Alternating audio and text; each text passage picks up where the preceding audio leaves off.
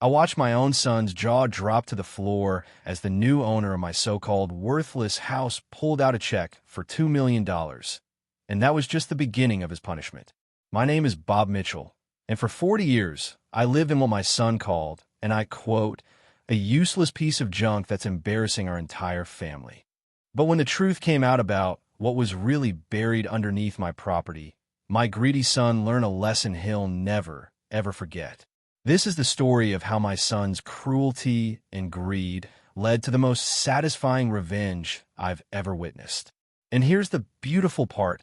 I didn't even have to lift a finger. Sometimes karma does all the heavy lifting for you. But before I tell you how it all ended, you need to understand how it began. Because what my son did to me, well, it still makes my blood boil just thinking about it. Let me paint you a picture of my life 3 years ago. I'm 65 years old, recently retired from teaching high school English for 37 years. My beloved wife, Sarah, had just passed away after a courageous battle with cancer, and I was learning how to live alone for the first time in 40 years. Our house, the house Sarah and I built together back in 1983, sits on 2 acres of beautiful, quiet land on the outskirts of town. Nothing fancy, mind you. Just a modest 3-bedroom ranch with a big backyard full of these interesting rock formations that Sarah always said looked like nature's own sculpture garden. Every room in that house held memories. The kitchen where Sarah taught me how to make her famous apple pie. The living room where we watched our son Marcus take his first steps. The bedroom where we held each other through good times and bad. Now about my son Marcus. 38 years old, married to a woman named Jennifer. Father to my 16-year-old grandson, Tommy. Marcus runs a real estate development company, and let me tell you, he's always been obsessed with image, status, and money. I remember when he was 12, he asked me why we couldn't live in a mansion like the rich kids. I tried to teach him that happiness doesn't come from big houses or fancy cars. Clearly, that lesson never stuck. After Sarah died, Marcus's visits became less frequent. When he did show up, it was always with complaints. Dad, this carpet is from the 80s. Dad, when are you going to update this kitchen? Dad, the neighbors must think we can't afford better. I kept hoping he was just processing grief in his own way. Sarah always said Marcus would come around, that deep down he was a good kid who just got caught up in superficial things. I wanted so badly to believe her.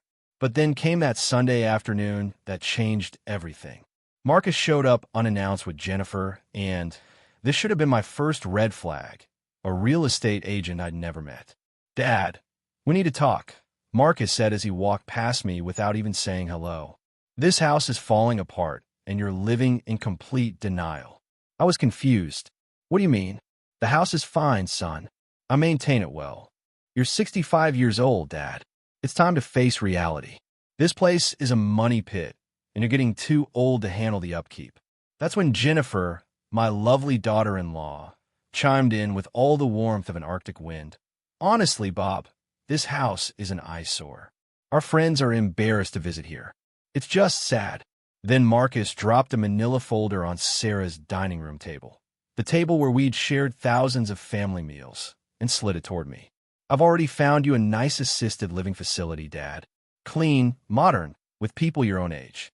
And I've got a buyer lined up for this place who's willing to pay $180,000 cash for a quick sale. I sat there staring at those papers, my hands starting to shake. Marcus, this is my home. Your mother and I built this together. We raised you here. Mom is dead, Dad. She's been dead for 3 years. You're living the past, and it's not healthy. Look around you. This place screams old person who's given up. That's when I realized what this was really about. See, Marcus needed money. Fast.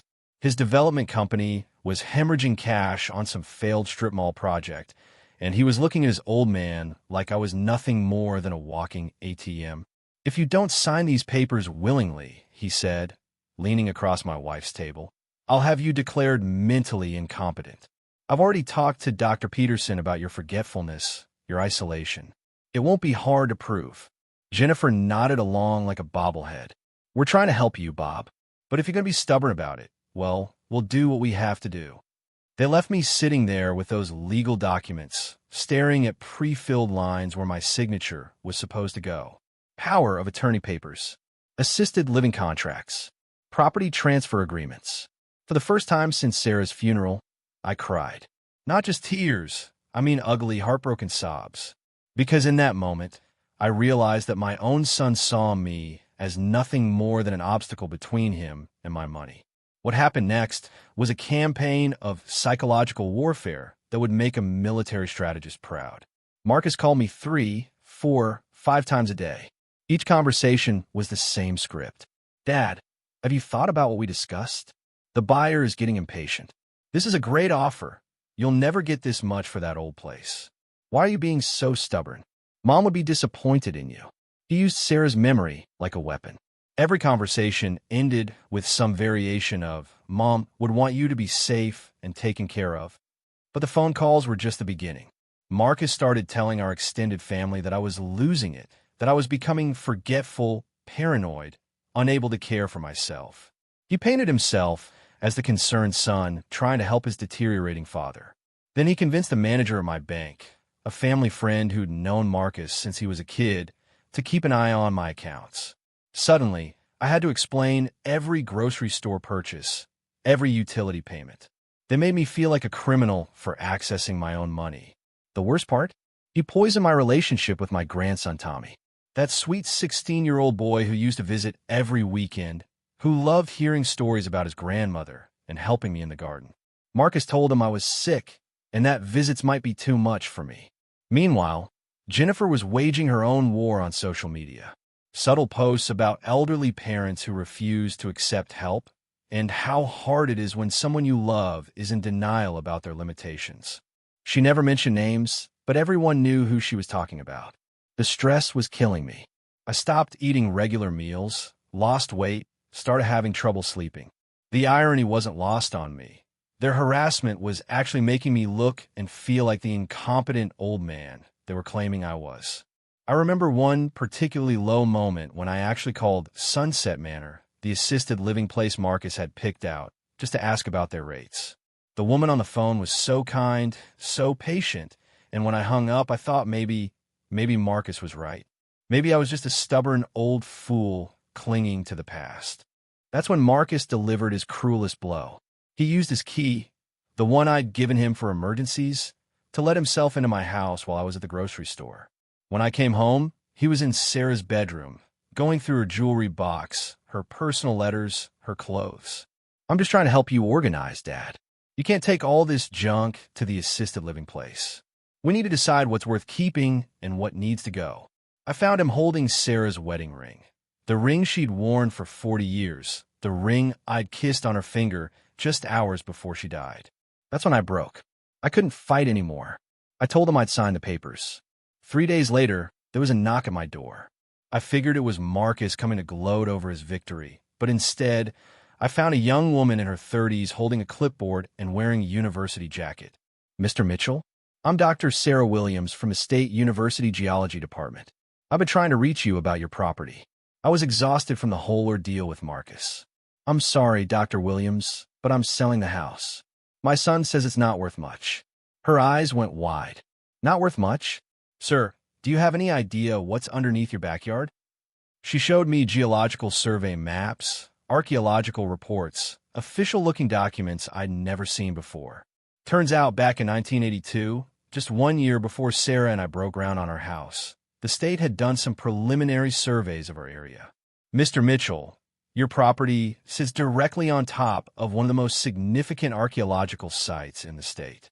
We found evidence of a Native American settlement that dates back over 500 years. But that's not even the most valuable part.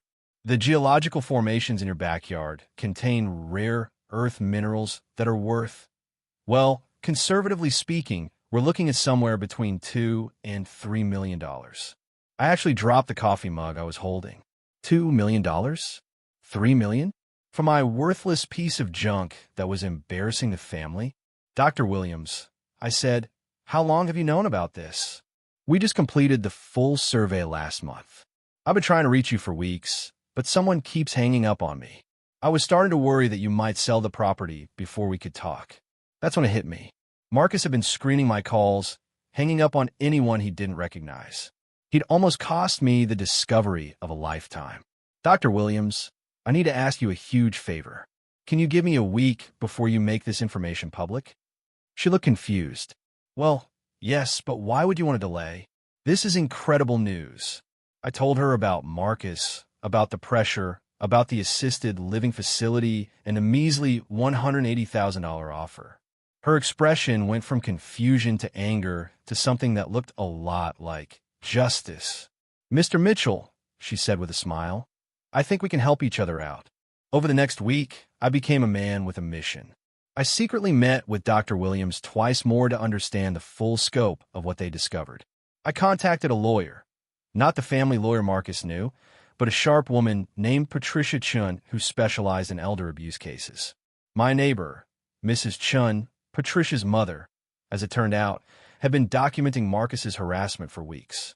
Photos of him entering my house without permission, audio recordings of him yelling at me in the driveway, testimonies from other neighbors about his public comments about my mental state. The plan was beautiful in its simplicity. I would let Marcus think he'd won. I'd go through with the closing, let him invite all his friends and family to witness his victory. And then, right at the moment of his greatest triumph, the truth would come crashing down on him like an avalanche. There were a few close calls. Marcus got suspicious when I stopped arguing about the sale. You seem different, Dad. More accepting. That's good. Mom would be proud of you for finally being reasonable. If he only knew. Dr. Williams almost ran into Marcus during one of her secret visits to check on the site. I had to hide her university truck behind the garage and pretend I was just doing yard work when Marcus showed up unexpectedly. The closest call came when Tommy, my sweet grandson who I missed so much, overheard me on the phone with the lawyer. He'd snuck over to see me against his father's wishes, and I caught him listening at the kitchen door. Grandpa, what's going on? Dad says you're selling the house, but that lady on the phone was talking about millions of dollars. I knelt down and looked that boy in the eyes. Tommy, sometimes adults make mistakes. Sometimes they're so focused on what they think they want that they can't see what's right in front of them. Your father is about to learn a very hard lesson about greed and respect. But I need you to promise me something. Don't tell your parents about this conversation. In a few days, everyone is going to know the truth, and I want it to be a surprise. The night before the closing, I sat at Sarah's dining room table with all the documents spread out in front of me. The federal injunctions that would stop the sale. The archaeological protection papers that would declare my property a historical site. The geological surveys that proved its incredible value. Sarah, I whispered her picture on the mantel. I hope you're watching tomorrow. Our son is about to learn what happens when you try to throw away something precious. The morning of the closing, Marcus arrived early with Jennifer, their real estate agent, and the so-called buyer, a nervous-looking man in an ill-fitting suit who kept checking his watch. Marcus was in full celebration mode. Dad, I have to say, I'm proud of you for making the mature decision. This is really going to be best for everyone. Jennifer was already planning how to spend the money. We should do something nice with part of the proceeds, Bob. Maybe take a family vacation. Somewhere tropical. How generous of her to spend my money on a family vacation I wouldn't be invited to. I play my part perfectly. The defeated old man, resigned to his fate, signing papers with shaky hands and watery eyes. I just hope I'm doing the right thing, I said, looking around the room with what they thought was nostalgic sadness. But what I was actually doing was watching the clock. 11:47 a.m. Dr. Williams said they'd arrive at noon, right when we were supposed to finalize everything. At 11:59, I heard them coming. 3 black SUVs with government plates, followed by a van from Channel 7 News. Marcus was in the middle of explaining to the buyer about property taxes when the convoy pulled into my driveway. Dad, who are these people? Are you expecting someone? I stood up straighter than I had in months, and for the first time in weeks, I smiled. A real smile. Actually, son, I am. Dr. Williams walked in first, followed by 2 federal agents, a representative from the State Archaeological Commission, and a camera crew from the local news station. Ladies and gentlemen, I'm Dr. Sarah Williams from State University. This property has been designated as a federally protected archaeological site, and no private sale can proceed without extensive environmental and historical impact studies. Marcus's face went white. This is impossible. Dad, what is she talking about? That's when I dropped the bomb. Son, what she's talking about is the fact that this worthless piece of junk that's been embarrassing our family is actually worth nearly $3 million. Dr. Williams continued, the geological survey reveals rare earth mineral deposits worth an estimated $2.8 million. Plus, the historical significance of the Native American artifacts makes this one of the most valuable undeveloped properties in the state. This is fake. You're lying. Dad, this is some kind of scam. Tell them this is all made up. The only person who's been lying here, Marcus, is you. That's when Mrs. Chun stepped forward with her folder of evidence. Photos of Marcus screaming at me in the driveway. Audio recordings of him threatening to have me declared incompetent. Witness statements from neighbors about his harassment campaign. This man has been systematically abusing his elderly father for months, trying to steal his property through intimidation and psychological manipulation. The news reporter started asking questions. Mr. Mitchell, how does it feel to discover your property is worth millions? And sir, turning to Marcus, do you have any comment on the allegations of elder abuse? This is insane. I was trying to help him. I was concerned about his safety. Dad, tell them. Tell them I was just looking out for you. Looking out for me? Son, you told me this house was worthless. You said it was embarrassing. You threatened to have me declared mentally incompetent. You went through your dead mother's belongings without permission. You kept my grandson away from me with lies about my health. You made me doubt myself, made me feel like a burden, made me question my own sanity. Also, you could steal my home and my land for a fraction of its value to pay for your failed business ventures. That's when Jennifer's phone started going crazy. Their friends and neighbors were seeing the news coverage in real time. Her carefully curated social media image was crumbling before her eyes. I never supported this. I told Marcus we should find another way. Bob, you have to believe me. And then, like something out of a movie, Tommy walked in. My beautiful, brave grandson who had snuck out of school to see what was happening. Dad, is this true? Did you really try to steal Grandpa's house? Marcus couldn't even look at his own son. The buyer, who turned out to be working with my lawyer all along, handed Marcus an envelope. These are the legal documents explaining why you could face charges for attempted elder fraud and financial exploitation. Marcus's hands were shaking as he read. His development company was finished. The news coverage was already going viral, and his business partners were distancing themselves faster than rats fleeing a sinking ship. Dad, please. We're family. Surely we can work something out. I made a mistake, but we can share the money. I'm still your son. Long pause, voice steady and final. Marcus, you stopped being my son the day you decided I was worth more to you dead than alive. The aftermath was swift and brutal. By that evening, the story had gone national. Greedy son tries to steal elderly father's $1 million property was trending on social media. Marcus's business collapsed within a week as partners withdrew and clients canceled contracts. Jennifer filed for divorce within a month, claiming in court documents that she had no knowledge of Marcus's abusive behavior toward me, despite all the evidence to the contrary. She got the house in the divorce, but Marcus got the debts from his failed development projects. But the most important consequence? Tommy chose to come live with me. That brave 16-year-old looked his father in the eye and said, I don't want to be the kind of person you are. He moved into his mother's old craft room, and suddenly my empty house was full of life again. As for the money, well, I kept enough to live comfortably and renovate the house, with Tommy's help choosing modern updates that Sarah would have loved. The rest went to establishing the Sarah Mitchell Foundation for Elder Rights, helping other seniors who face financial abuse from their own families. The archaeological dig has been fascinating to watch. They've found pottery, tools, and artifacts that are rewriting the history books about Native American settlements in our region. My backyard has become a protected research site, and the university pays me a nice annual fee for access. Tommy thrives here. His grades improved dramatically once he was away from the toxic environment his parents had created. He's talking about studying law in college, specifically elder rights advocacy. Imagine that. Marcus has tried to contact me several times through intermediaries. He's facing multiple lawsuits from investors who lost money in his schemes, and rumor has it he's working as a night security guard while living in a studio apartment. The irony isn't lost on me. He's now in exactly the kind of housing situation he wanted to force me into. I've had time to reflect on forgiveness, on family, on what really matters in life.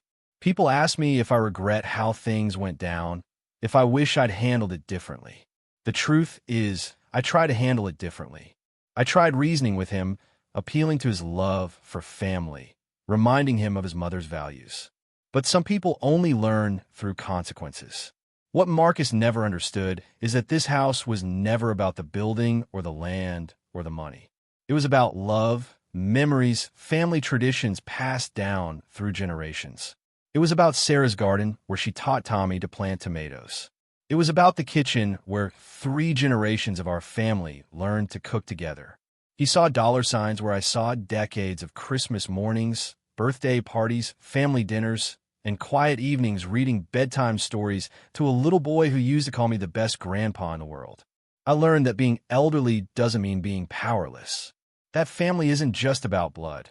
It's about respect, love, and shared values. Mrs. Chun has become like a sister to me. Dr. Williams stops by regularly to share updates about the archaeological discoveries. Tommy and I have built a stronger relationship than I ever had with his father. The neighbors who once avoided me now stop by regularly. They organized a block party last month to celebrate the 1-year anniversary of what they call Bob's Victory Day. Turns out, a lot of them had been afraid of Marcus too. Sometimes I sit on my front porch in the evening, watching the sunset paint those rock formations that Sarah loved so much, and I can almost feel her smiling. The house she and I built together isn't just preserved, it's thriving. It's protected by law, surrounded by friends, and filled with the laughter of a grandson who chose love over greed. If there's a lesson in all this, it's that you should never underestimate someone just because they're older or quieter or seem vulnerable.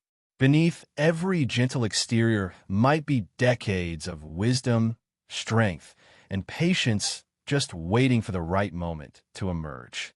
And sometimes, karma doesn't need your help. It just needs you to get out of its way and let it work.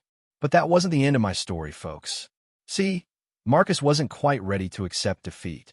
About 6 months after the closing disaster, he tried one more scheme to get revenge on me. And let me tell you, what happened next made his first humiliation look like a warm-up act. But that's a story for another day. Until then, remember, respect your elders, cherish your family, and never, ever assume that someone's house is worthless just because it doesn't look like a magazine cover. You never know what treasures might be buried right beneath your feet.